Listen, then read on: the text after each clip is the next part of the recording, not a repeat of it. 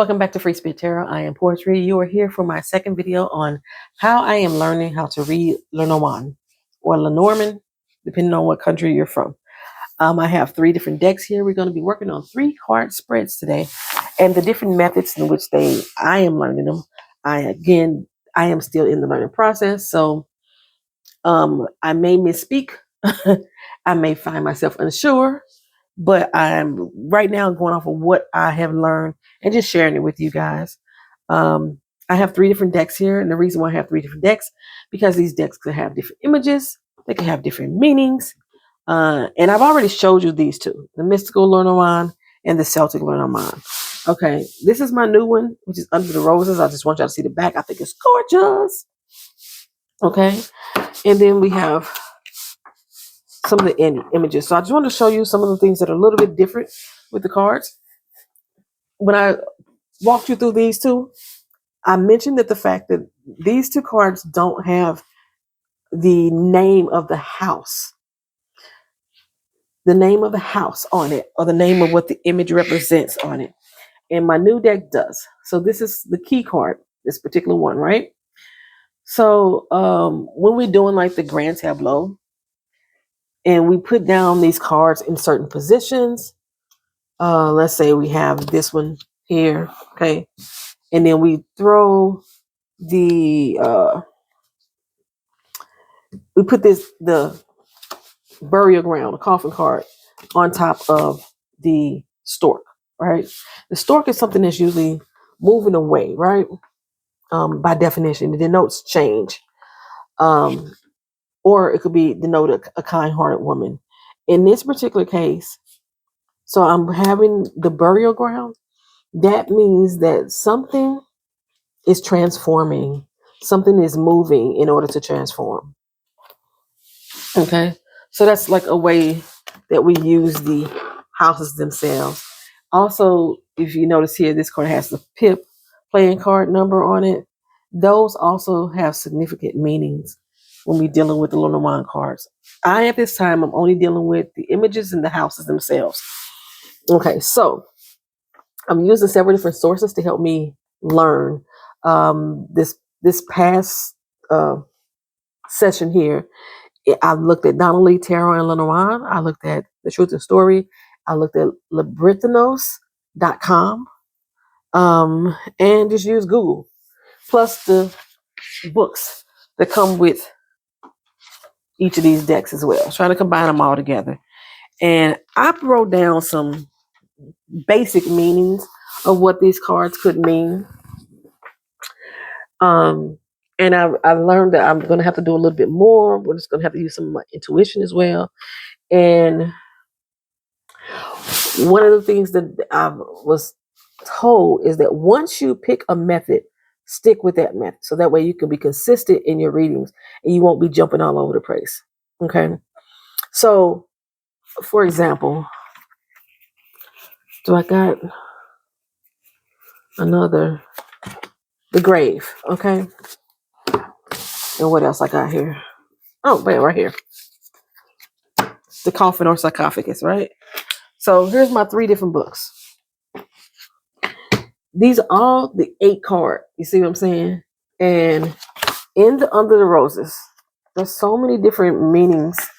It means transformation, renewal, ending, illness, losses, misfortune, mourning, displeasure, and death. Right? In the mystical, what does it mean? Again, it's a coffin, and it could be something that's coming to an end, so something new could begin. Simple as that. Simple as that. In the Celtic one, this is considered a burial ground.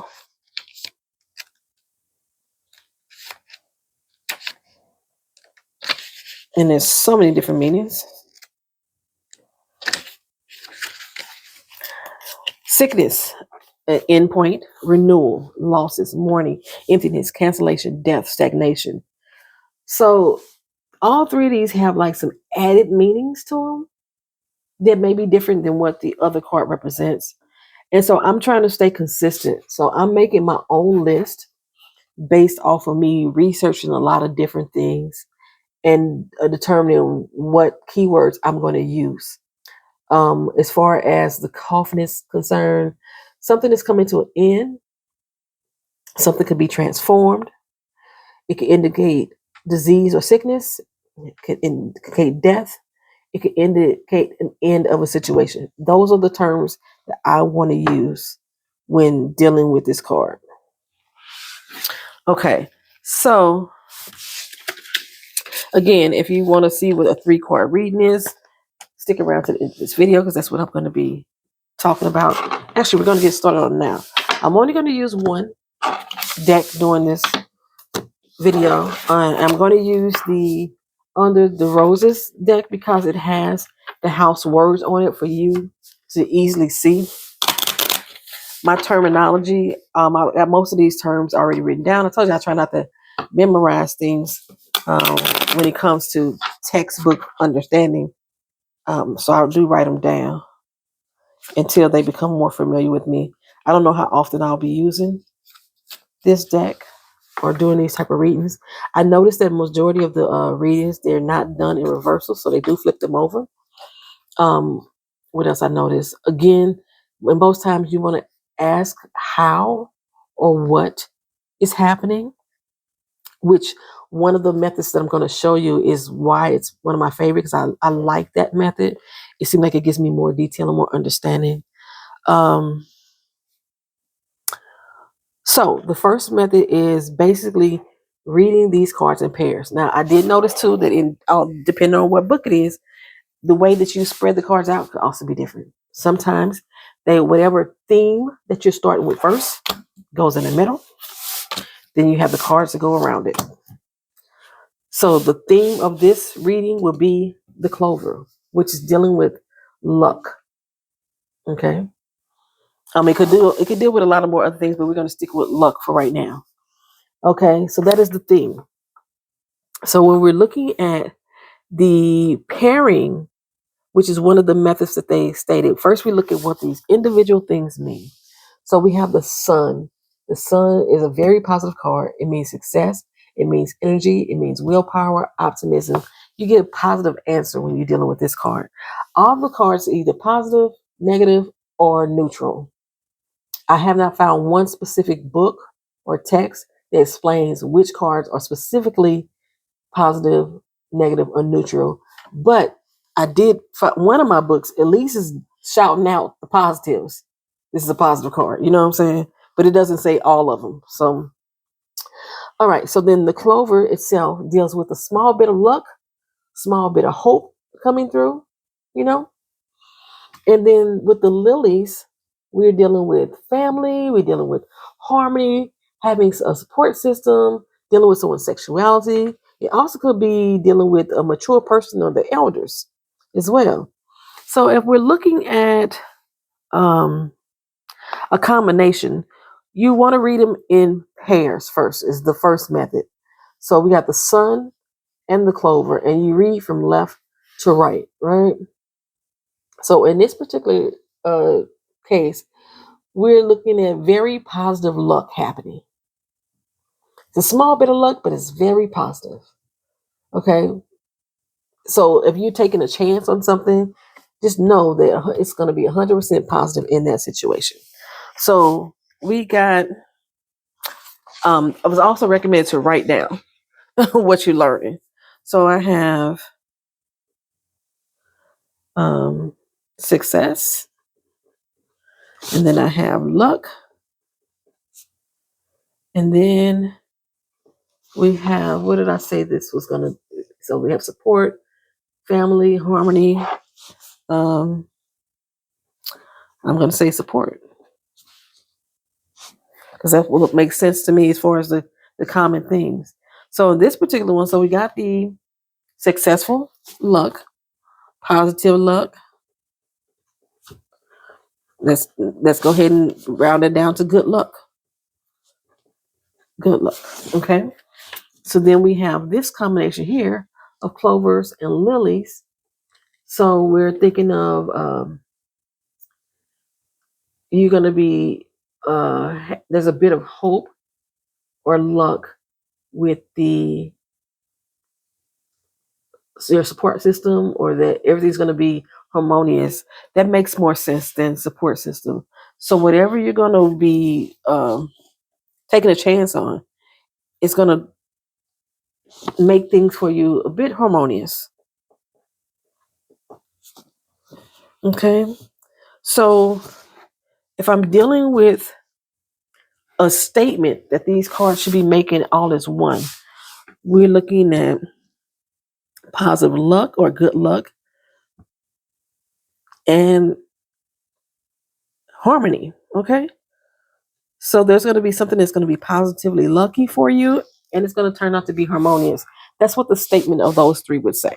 Okay. Um, then moving on to the next way and to reading these, we have the past, present, and future, with our present being in the center, our past, and this is our future. Now, reading one singular card normally doesn't work well in Lenormand because it doesn't tell us much what's going on with each category. But if we want to look at it this way, for the journal, in our past, there was something that was hidden.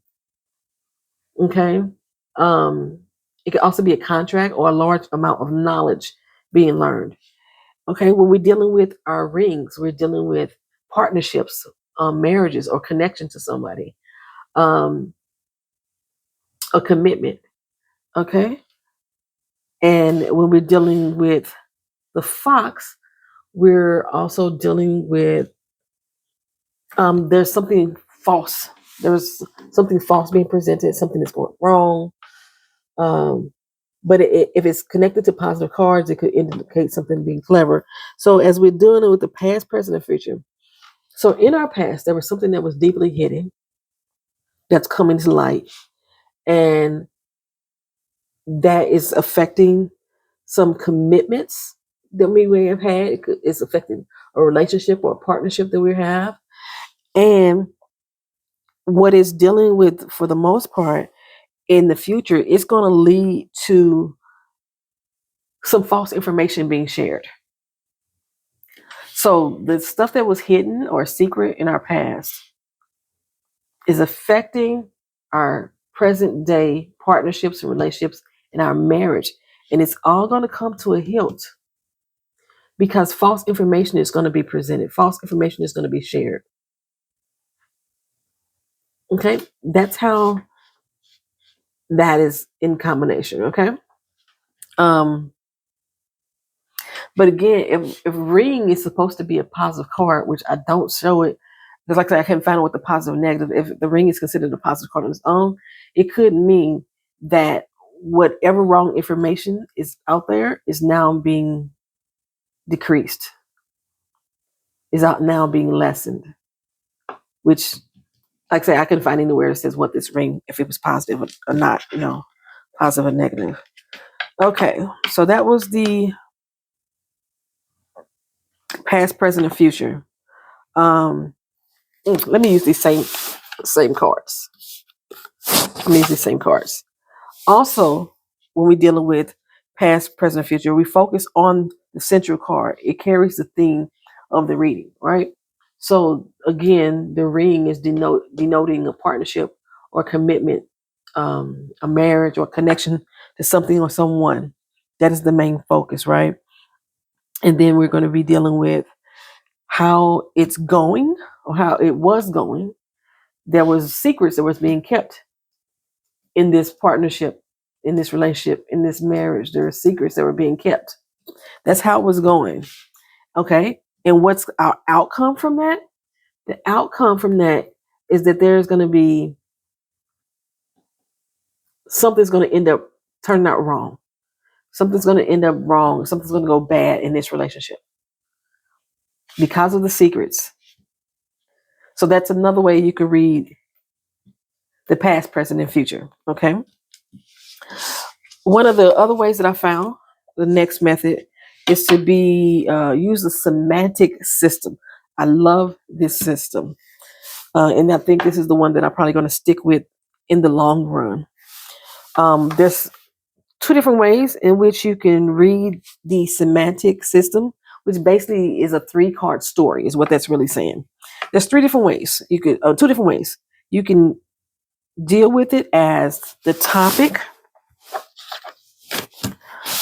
what it does, or what it will be doing, and how or why it will be doing what it's doing. So the letter, okay, is the first card. The letter is the actual topic that we're dealing with. There is a message that is on its way. Okay. How or why? The ship indicates a long journey, wealth or inheritance, or thriving business, or possibly even freedom. So there's a message coming about one of those subject matters, right? And then we have the anchor. The anchor is showing that it's hard work, job training, stability, you know. So I would read this as there's a message coming from afar that's gonna. I'm sorry, am I reading it? Am I using the wrong method? Don't want to use the wrong method. How and why? The topic is the message that's going to be coming very soon. What is that message doing? That message is going to travel far. The message is going to travel far because the wealth doing to inheritance is not an actual action. It's going to be, the message is going to travel long and far. And then why or what it's going to be doing it? It's going to be doing it because it needs to be stabilized. Let me see what else the anchor is giving me because the anchor is giving me so many different messages. So many different interpretations: security, stability, occupation, training, goals, determination, perseverance, obligations, burden, or being weighed down, being held in place. Okay, that's in that deck. Let me see what it means in this deck. So many different meanings. So many different meanings. Stands for work, job, training, stability. Okay, same thing. So we're looking at a message coming soon from afar in regards to your stability. That's what that is coming out to be. In regards to your job, it's the how or the why. And I see that as the why in this particular case. Why? The nouns: work, stability, security, weight, career, profession, trust, hope, married life, perseverance, safe arrival. The message could be arriving safely. Um,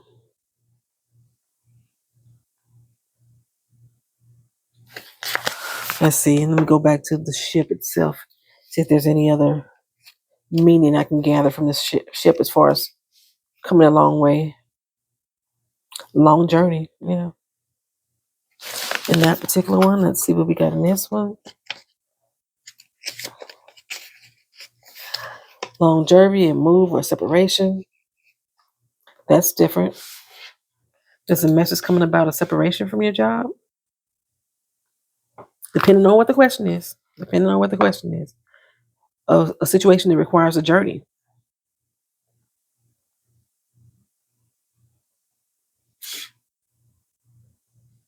A message is soon coming about a journey that's going to affect your job. Maybe you have to move. Depending on the question, that's what I'm saying. There's so many different ways in which you can read this. That's why I don't see how people on this channel are doing general readings, because there has to be a specific question that is being asked. Yeah, transition, journey. So if this is leaning towards a career, I would be thinking that this is a message is soon about to come about a career choice that's going to take you far away from where you are now, or it's going to take you on a journey. Maybe you be moving for your job. So in this particular case, let's see if I can pull out another one. They're going to be moving.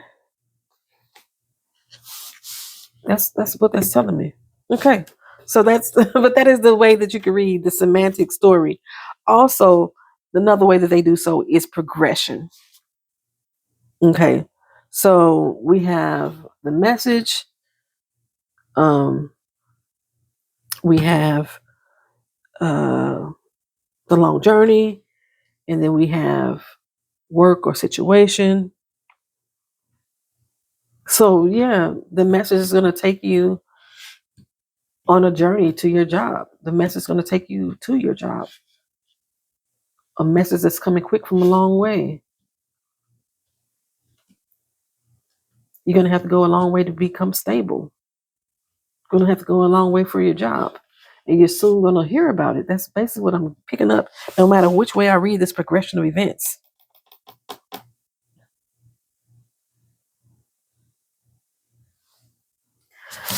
So those are the ways that I've learned so far on how to read Lenormand. But there was a specific one, an example that I was working with on one of these channels. And they had the garden, the fox, and the lily. So I wanted to show you that before I end this video. And just show you how I broke it down. So I had the garden.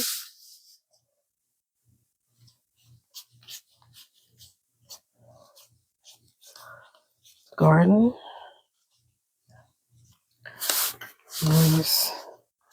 had the garden, the fox, and the lilies. This was the example that was given.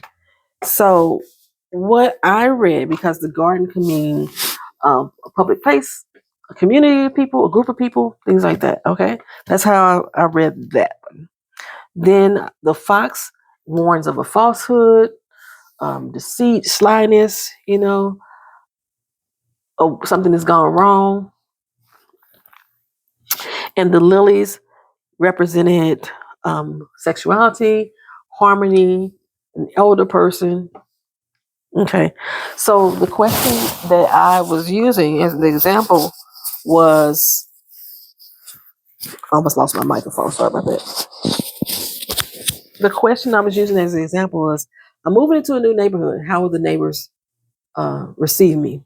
Okay, so if I looked at it as far as the semantic system using the three-card story, I have the community of people. There's false information about my sexuality. That's what I got from one of the things that I got here. That a group of people are spreading false information about my sexuality. Um,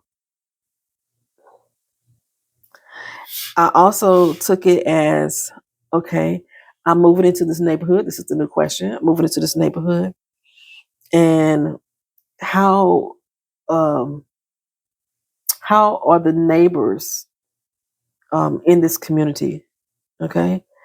Um, Also, the community of people.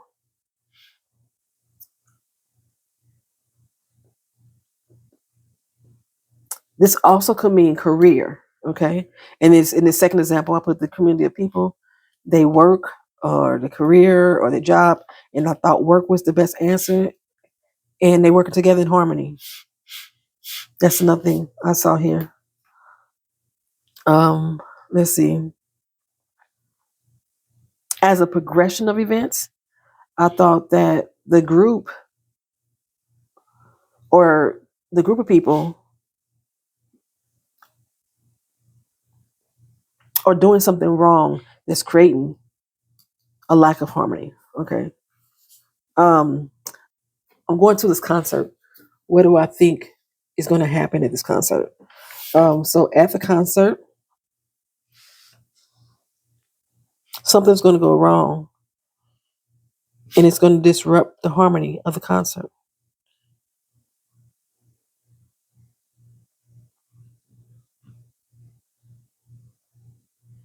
That's what I was seeing that. So those are this is just an example that I was using. Okay. Um, what was another one that they used? Let's see. They used man and women and flowers is what they used. Man, woman, and flowers. And this deck is called the bouquet.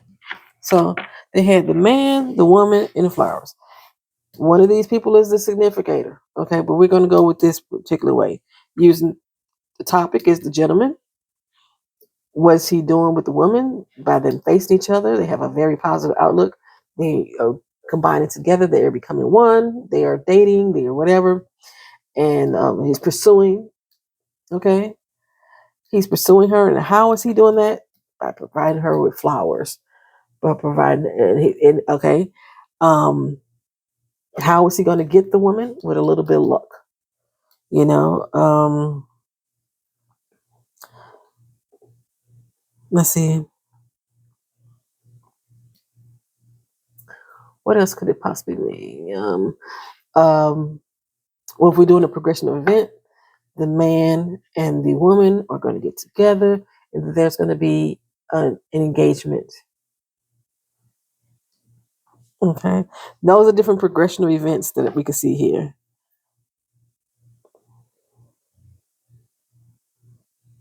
That's the progression of events that I'm showing here. Okay, so that's all I'm going to give to you. Hopefully that can give you a little insight on where I'm at in my learning stage. If you find anything different than what you have learned, put it in the comment section for me. Because like I say, I'm still in, this is all learning for me. I'm not going to read for anybody with these cards other than myself until I am familiar with the different ways in which you can do things. There's like 3-card spreads, 5-card spreads, 7-card spreads, 8-card spreads, 9-card spreads, 6-card spreads. You know, there's so many different ways in which you can read them, so many different combinations in which you can read these cards, you know. So I got a lot of learning to do. Thank y'all for watching. Thank y'all for being here. This has been Free Spirit Tarot. I'm Poetry. Have a good one.